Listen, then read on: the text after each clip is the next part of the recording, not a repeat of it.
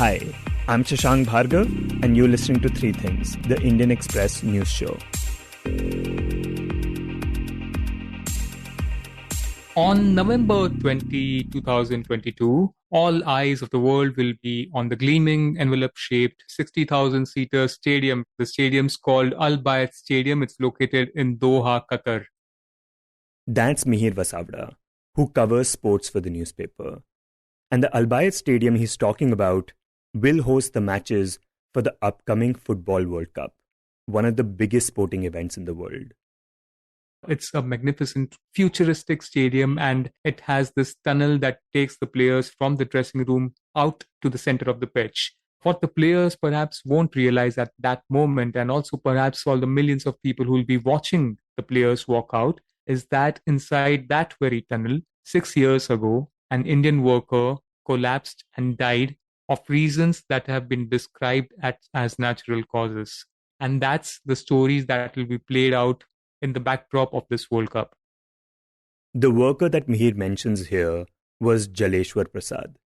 He had been a steel worker and he died while working at the stadium back in April 2016. This was around the time that we first came to know about the condition of migrant workers in Qatar. And the thing is that Prasad is not the only Indian worker who has died working at the stadium. There are in fact many more who have met the same fate. And to find out exactly how many and the conditions that such workers have been working in, Mihir undertook an investigation for the paper. And that's what we'll be talking about in today's episode.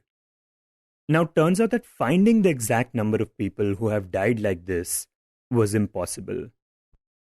For the simple reason that there is no data keeping, and even if there is an unwillingness to share that data.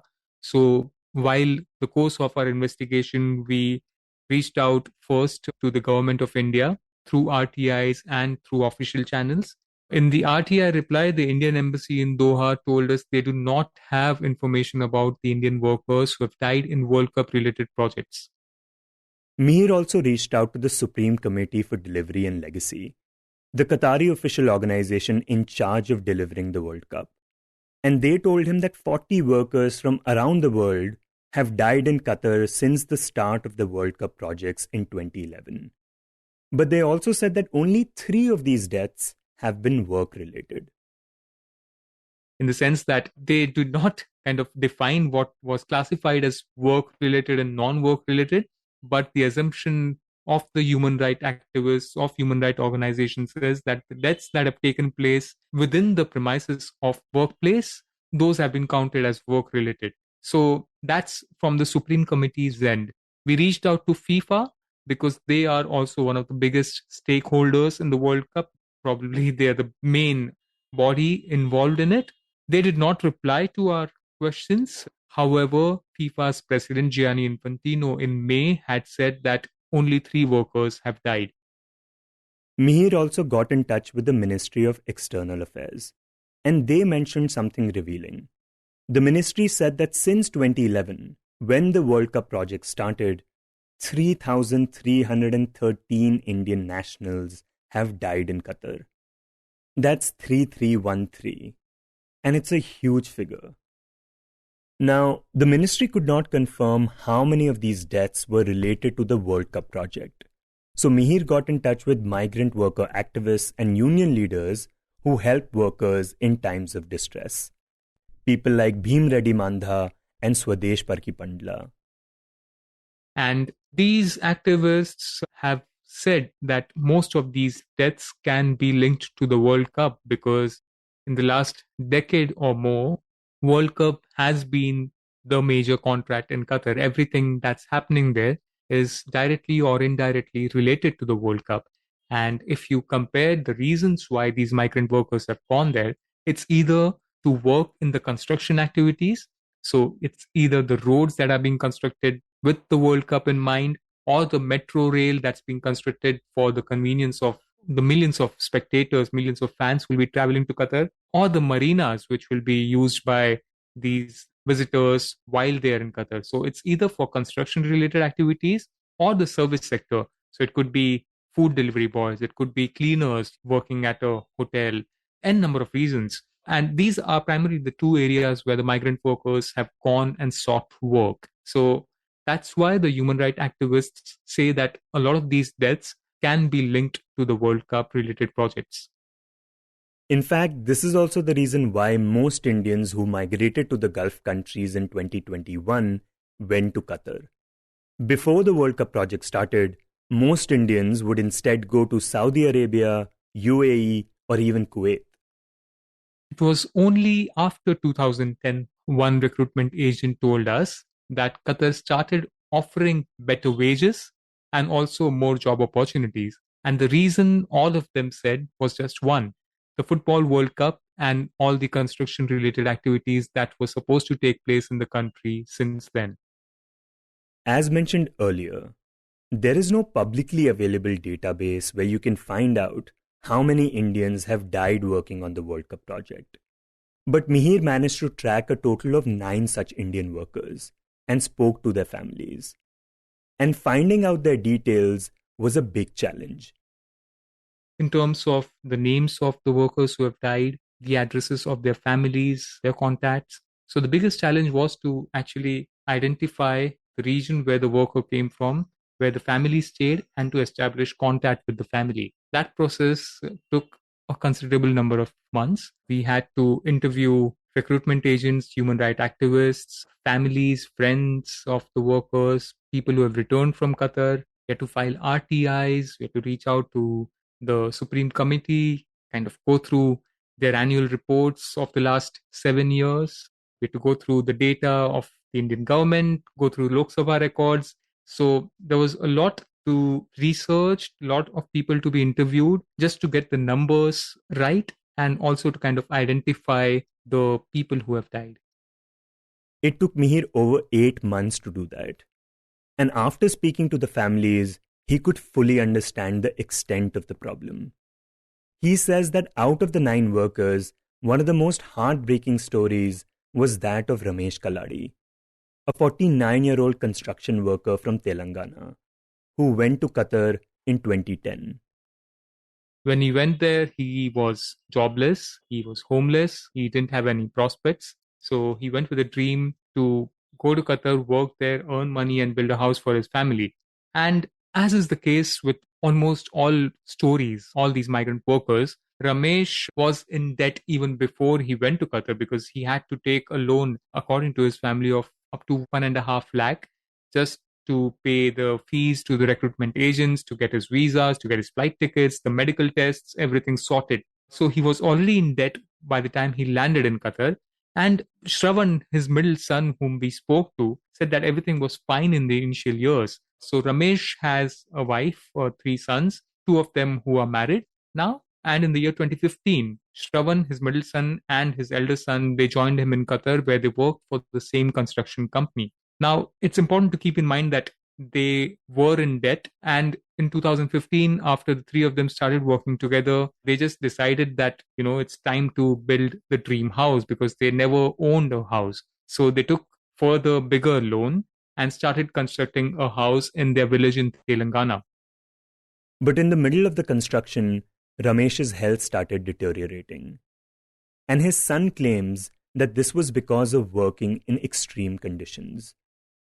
Ramesh Kaladi, he said, worked in temperatures that touched 50 degrees Celsius. He was a pickup truck driver, and the truck that he was given, Shravan said, did not have an AC. So it's 50 degrees, you're driving a truck which did not have an AC. Shravan said the engine was malfunctioning, so the heat of the engine could directly affect his father's. And over a period of time, he developed health issues. And then suddenly in August 2016, Ramesh Kaladi returned to his accommodation after work. He collapsed and died. Now, the death certificate issued by Qatar's Public Health Department says that he died of natural causes. This claim is being contested by the family even today. The manner in which Ramesh Kaladi died, it is a common pattern in almost every case that we've seen. We've analyzed that a worker, either during his shift or immediately after his shift, has just collapsed and died suddenly of natural causes, while all these guys were certified medically fit before they left for Qatar. Now, even though the actual working conditions are absolutely grueling, Things on paper are remarkably different. Mihir found this out after examining an employment contract. So it promises an 8-hour work shift. There's 2 hours of overtime to meet, additional workload obligations. And for the overtime, they get paid an additional 125% of their daily wage if they're working overtime on a regular day. And for weekends, that is up to 150%. Their food, transport, accommodation, everything is provided by the employers. They're given a medical card. There is 21 days of paid leave for the first 2 years, which is doubled after that. And once they complete 2 years in the company, they are also entitled to an economy class return air ticket from Doha to an international airport that's closest to their hometown. So the benefits that a worker should get are clearly listed out in the contract. But the families of the workers told Mihir that these contractual obligations are not followed in spirit. And when they go there, they just are left to fend for themselves, and they are then put up in working conditions which are, as they describe, pretty harsh. So we are talking about, say, for example, accommodation. Now, Shravan, in the case of Ramesh Kaladi, his son Shravan said that Ramesh was put up in a room at a labor camp, which a room that was 10 foot by 5 foot big.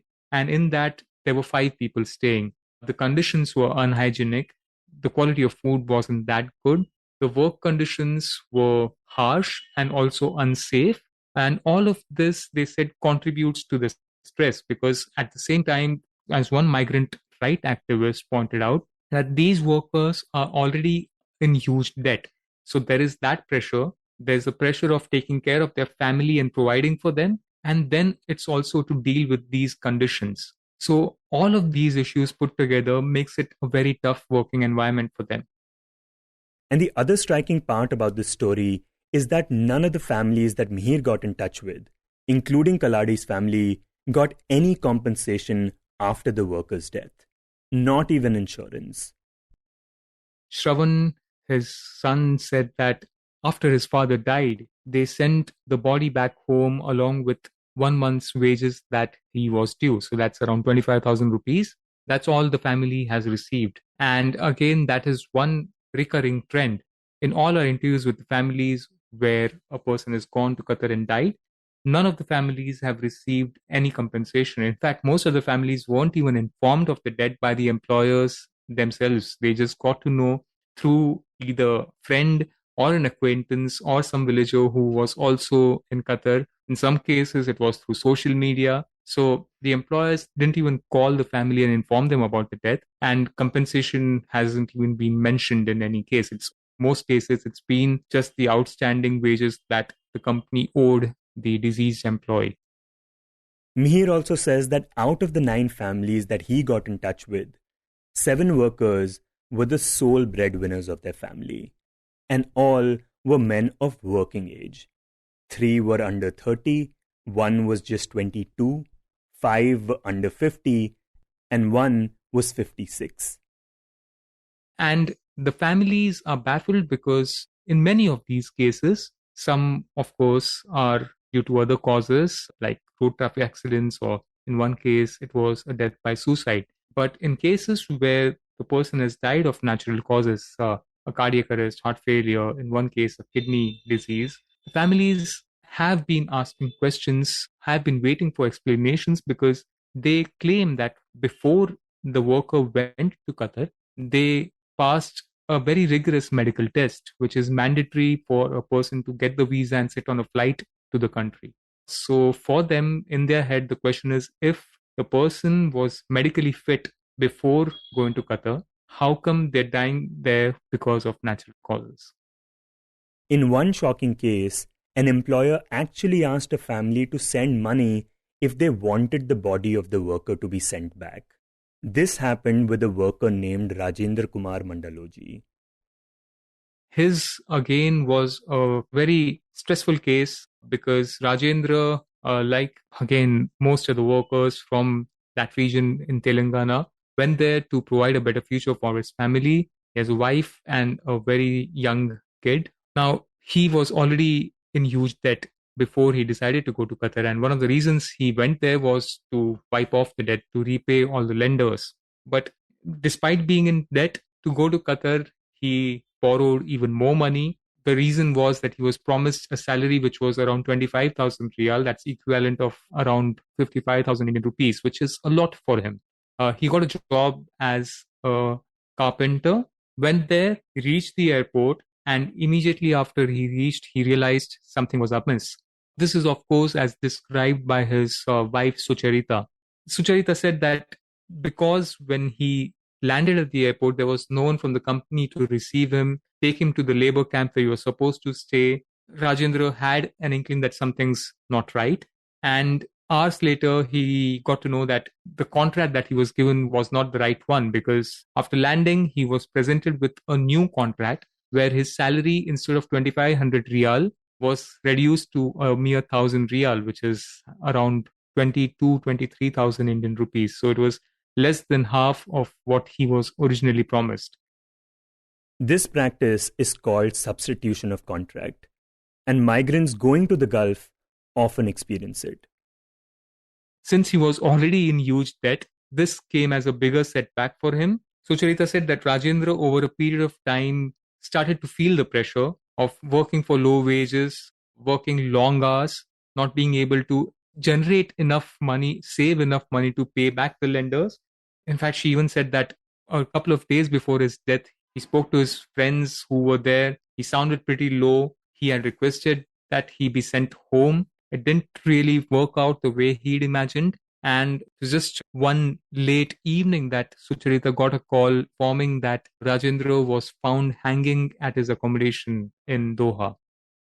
But for his wife Sucharita, the troubles didn't end there, because that is when the employers demanded 5 lakh rupees for the body to be sent to her. It was only after the Indian embassy intervened that the issue got resolved and the body was transported along with the outstanding wages that were due. And Sucharita now works as a tailor in her village to support her daughter and also to pay off all the moneylenders. The other thing that Mihir highlights is that it is very difficult, sometimes practically impossible for these workers to quit their job in Qatar and return home. And this is what Ramesh Kalladi's son Shravan also told him.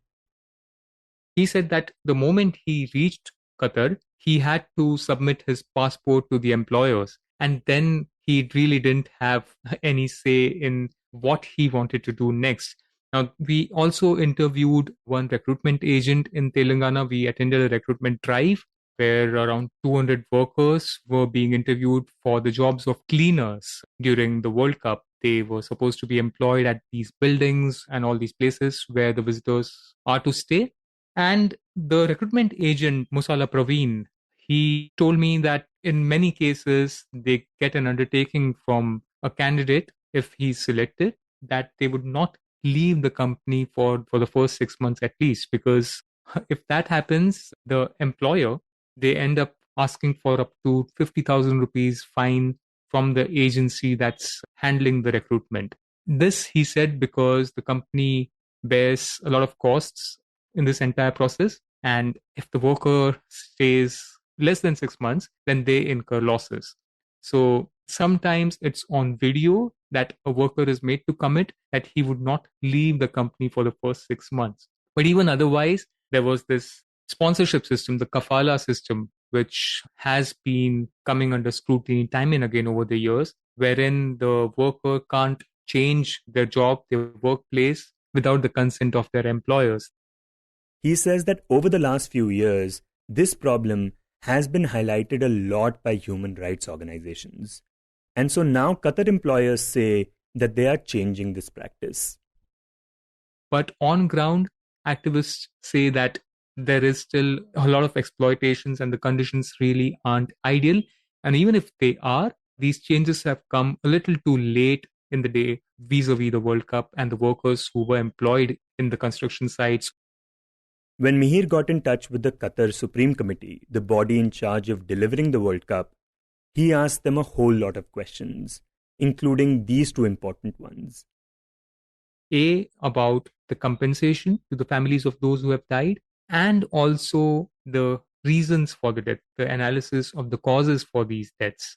They remained silent on it. They did not mention anything on this regard. However, they said that the groundbreaking labor reforms that have been taking place in the last few years, quote unquote, must be acknowledged. And I'll just quote one paragraph from their statement, which basically says, and I quote, the impact of Supreme Committee's work in contributing to and in accelerating Qatar's recent groundbreaking labor reforms and the significant progress implemented and recognized internationally by both our partners and critics must be acknowledged. So, yeah, that's basically what the Supreme Committee had to say. We also reached out to FIFA, like I mentioned earlier, and there was no response from them.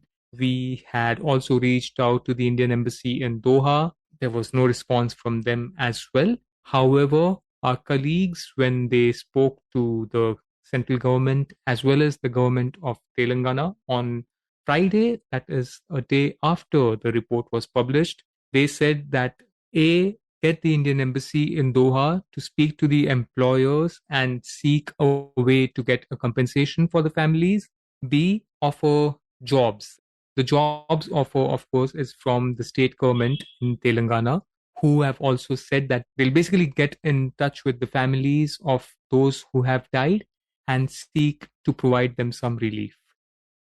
Mihir says that when the World Cup starts on the 20th of November, there won't be any part of the stadium or city projects that won't be connected to the lives of these workers, and that won't remind us of what has gone in its making. The human cost of 2022 Football World Cup is unlike any previously before. The Qatari organizers have promised that this would be a World Cup like no other, and it truly is like that, just in the ways that they did not perhaps imagine or they do not perhaps acknowledge. I mean, when we think of the death of an Indian worker, his name was Jaleshwar Prasad, who collapsed and died in the players' tunnel of the Bayt Stadium. And then to think that the first match of the World Cup, the players will walk out from that same tunnel and kick off the tournament, that's slightly disconcerting. At the same time, when you see all these beautiful stadiums, the state-of-the-art facilities, stadiums that everyone in the world says cannot be matched in terms of technology, design, the beauty of it, it's uncomparable to many places in the world. But then also you look at what's happening in the villages. I mean, Ramesh Kaladi, who had gone in 2010 to improve his life, his dream home is lying unfinished. It's still under construction in his village. So you have on one hand where he's contributed to turning Qatar from a desert into this football hub. But back home, his own home is unfinished and is still under construction just because the family cannot afford anymore to pay for it. So these are some really contrasting stories that stand out in this whole process, in the backdrop of this entire event. Mihir says that apart from Qatar, the responsibility of these migrant workers lies with the Indian government, because these workers are, after all, Indian nationals. And it is the Indian government that should be entrusted with the responsibility of ensuring that these workers, they live there with dignity and they work in conditions that aren't exploitative. That is one part. And the second part where the responsibility also lies is with FIFA. If a country is hosting an event of this magnitude, an event which is undoubtedly the biggest single sporting event in the world, the responsibility is with FIFA, who are owners of that tournament technically, who are also one of the key organizers, to ensure that people who are associated in making that event happen are provided with safe working atmosphere and they do not die making this event happen. And of course, it's Qatar. The country should also be responsible because it's their country that these workers are building. And the roads, the metros, the stadiums will be used long after the World Cup is over. And the responsibility also lies with them, that the workers who help make these infrastructures or these services, they're well taken care of. You were listening to Three Things by the Indian Express. Today's show was written and produced by me, Shashank Bhargava, and was edited and mixed by Suresh Pawar. If you like the show, then do subscribe to us wherever you get your podcasts. You can also recommend the show to someone you think will like it, share it with a friend or someone in your family. It's the best way for people to get to know about us. You can tweet us at Express Podcasts and write to us at podcast@indianexpress.com.